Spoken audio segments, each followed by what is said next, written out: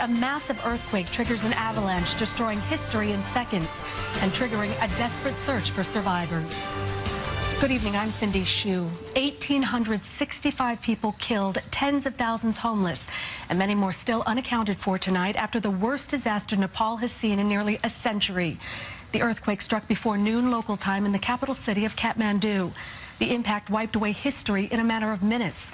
You can see the before and after of this old temple in one of the main squares, now destroyed. And tonight the tragedy is hitting close to home. A young woman from Edison, New Jersey, among those killed. CBS 2's Dave Carlin has more on the earthquake in Nepal. Panic in the streets of Kathmandu after a quake toppled temples that stood for centuries, brought down buildings, and tore open roads. It was a very horrifying situation. These were the terrifying moments when the quake hit, caught on security camera video, the earth shaking violently for a full 30 seconds. You could actually see bodies where the head, like scattered on the side of the mountain. The harrowing aftermath saw brick-by-brick searches and a growing death toll. This video shows the quake's youngest victims. At Mount Everest, shock waves triggered a massive avalanche, sending snow, ice, and boulders onto a base camp. Among those killed, Marissa Eve Girawong from Edison, New Jersey. She was an avid rock climber who worked as a physician's assistant at the base camp. Her employers at Madison Mountaineering posted this statement on social media. "Our hearts are broken. Eve perished in the aftermath of the avalanche.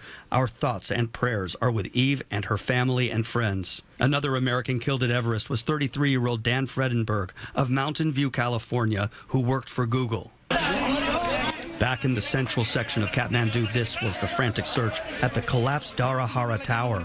Before the quake, the 18th century landmark looked like this, standing more than 200 feet.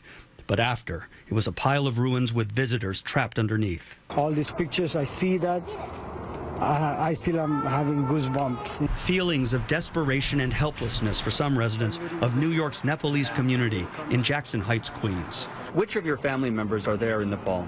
My dad, my mom, my sister, almost everyone is there. In my house, it was fine. Everybody was safe.